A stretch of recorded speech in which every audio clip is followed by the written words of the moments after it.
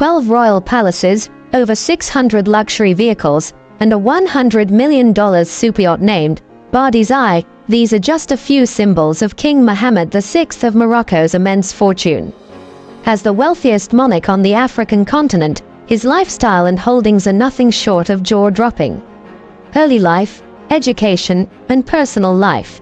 Born on August 21, 1963, in Rabat, King Mohammed VI was the first son of King Hassan II and Lala Latifa Hamo. As heir to the throne, his future was set from birth. But before he could rule, he needed a deep, well-rounded education. His father crafted a rigorous learning path for him that blended religious teachings, political training, and academic excellence. From the tender age of 4, Mohammed attended Quranic school at the royal palace. Each day began at 6 a.m. with an hour-long recitation of the Quran, followed by regular coursework. This demanding routine built his discipline early on. To keep him intellectually engaged, King Hassan II selected a dozen bright students to study alongside his son. This created a competitive atmosphere that pushed Mohammed to excel. Although young Mohammed lived a fairly sheltered life within palace walls, his imagination often roamed beyond. One of his favorite songs was Breakfast in America by Supertramp, a tune about dreams and travel. He became highly proficient in Arabic and French, and showed a natural talent for learning new languages. After completing his primary and secondary studies at the Royal College, he pursued law at Mohammed V University in Rabat, graduating in 1985. His academic journey didn't stop there. He later earned a PhD in law from France in 1993. His doctoral thesis focused on the relationship between the European Economic Community and the Arab Maghreb Union, signaling his early interest in Morocco's global integration. By the time he returned home, Mohammed VI was prepared to step into leadership. With the passing of King Hassan II in 1999, he assumed the throne. Ascension to the throne. On July 23, 1999, Morocco entered a new chapter. With the death of King Hassan II, the nation witnessed the rise of his son Mohammed to the throne at the age of 36. A week later, during his coronation ceremony, King Mohammed VI addressed the nation with a pledge to tackle poverty, promote employment, and enhance human rights. Even before he became king, Mohammed was steadily taking on responsibilities. In 1985, he was tasked with overseeing Morocco's armed forces. As his father's health declined in the 1990s, Mohammed increasingly stood in at official events both domestically and abroad.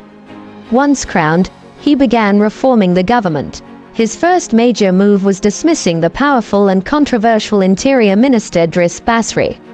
He also appointed some of his old schoolmates to strategic roles in his administration.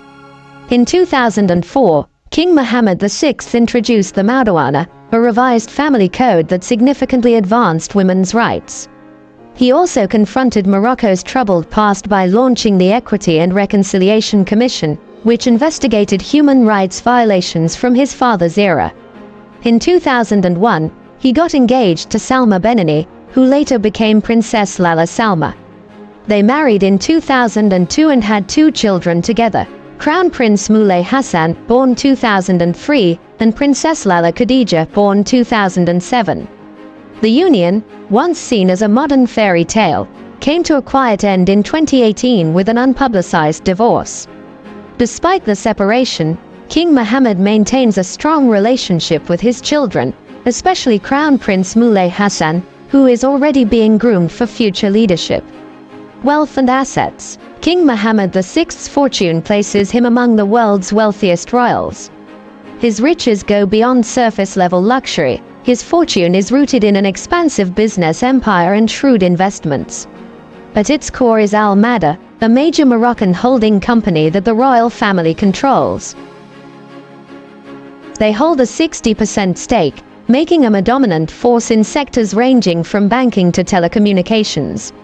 Al Mada wields considerable influence in Morocco's economy.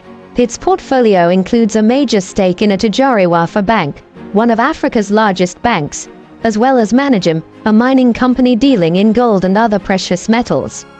Al Madda also owns stakes in Marjane, the country's leading hypermarket chain, and Inwi, a key telecom operator. Valued in the billions, the company generates a reliable stream of revenue for the royal family. The king has also heavily invested in Morocco's agricultural sector, a vital part of the national economy. Through his private enterprise SIGA, he owns Les Domaines Agricoles, one of the largest agri-businesses in Morocco. This company produces olives, citrus fruits, dairy, and more. One of its most popular brands, Charlotte, enjoys widespread recognition. Les Domaines Agricoles manages over 12,000 hectares of farmland, making it one of the top landowners in the nation. In 2008 alone, it exported 170,000 tons of citrus fruits. Because agriculture in Morocco is tax-exempt, these ventures are even more profitable, adding significantly to the king's income. King Mohammed VI's extravagant lifestyle mirrors his immense wealth. He owns a dozen palaces, each more luxurious than the last. His primary residence, the Dar al Makhzen Palace in Rabat, also functions as the main seat of administration. One of his prized properties is the Royal Mansour Hotel in Marrakesh, known for hosting elite guests. Maintaining these estates reportedly costs around $960,000 daily, all funded by the state. His collection of high-end cars is equally lavish, over 600 vehicles including Ferraris, Bentleys, Rolls-Royces, and Aston Martins. Among them, his favorite is said to be the Aston Martin DB7, a car known for its elegance. He also owns a $100 million superyacht, Bardizai, a 70-meter vessel with luxurious suites and premium amenities. For air travel, the king has a personalized fleet, including 2 Boeing 747s and 2 Gulfstream G550s, all equipped with opulent interiors. His investments span beyond Moroccan borders. Leaked files in 2015 revealed he held Swiss bank accounts, something illegal for Moroccan citizens. This revelation stirred public debate, highlighting the extent of his wealth. His annual palace budget is estimated at $300 million. On top of that, dividends from his business empire ensure ongoing income. Despite his riches, criticism over economic disparity remains strong. Many Moroccans struggle financially, and the gap between royal wealth and ordinary life has fueled ongoing concerns and allegations of corruption in the monarchy's economic dealings. Political influence and governance. Since ascending the throne in 1999, King Mohammed VI has guided Morocco through both reform and controversy. His reign is marked by modernization efforts, though it's also been challenged by persistent issues like corruption. A key moment came in 2011 during the Arab Spring, when public protests called for more democracy and accountability. In response, the king introduced a new constitution that was approved through a public referendum on July 1, 2011. This new framework gave more power to elected officials. For instance, the prime minister had to be chosen from the majority party in parliament, unlike before. It also expanded women's rights, not just politically but in civil and social life as well. Still, the monarch retained control over critical domains like religion, foreign affairs, and the military. Many welcomed these reforms, but critics argued they didn't go far enough and left the king with too much authority. Allegations of corruption continued to plague the regime, with 2010 U.S. diplomatic cables accusing the royal circle of monopolizing key economic deals. In 2016, the Panama Papers implicated the king's personal secretary in managing offshore accounts, raising more questions about royal transparency. Though the palace didn't respond, the revelations highlighted the stark contrast between Morocco's elite and the broader population struggling for stability. On the global stage, King Mohammed VI has strategically expanded Morocco's influence. A notable move was re-establishing ties with Israel in 2020 through the U.S.-brokered Abraham Accords, in exchange for American recognition of Morocco's claim over Western Sahara. In 2017, Morocco rejoined the African Union after more than 3 decades, signaling a renewed push to strengthen continental alliances. He has also fostered deeper partnerships with world powers like China and Russia, focusing on energy and trade projects. As commander of the faithful, a significant religious role, King Mohammed promotes moderate Islam to counter extremism and maintain internal unity. Beyond politics, his image as a king of the poor reflects his focus on social projects like education and rural development. While these initiatives have earned praise, many say they're not enough to address systemic inequality. His leadership is a mix of reformist ideals and enduring challenges. Public image and philanthropy. King Mohammed VI has invested heavily in improving quality of life for ordinary Moroccans. He's championed causes like healthcare, education, and women's empowerment. But despite these efforts, the contrast between royal privilege and everyday hardship remains stark, prompting calls for greater financial transparency. Shortly after becoming king, he launched the Mohammed V Foundation for Solidarity. Its mission is to combat poverty and inequality through social development projects.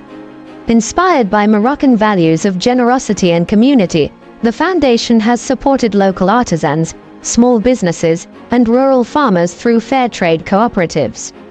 Education has been a central focus.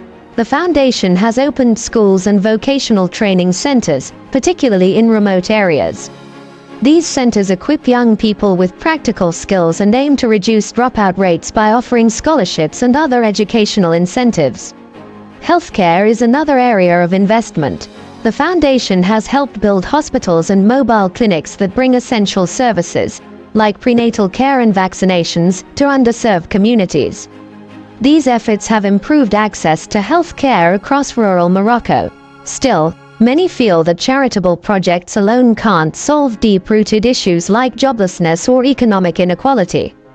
Critics argue that more sustainable solutions are needed: fairer tax policies, stronger labor protections, and structural reforms to close the wealth gap. Questions also persist about the royal family's vast business holdings and whether they unfairly influence the economy. Demands for financial transparency are growing louder. Many believe that revealing the monarchy's financial dealings would boost public trust and ensure national resources benefit everyone, not just the elite. For Morocco to truly move forward, many believe charity must be paired with meaningful reforms that uplift all citizens.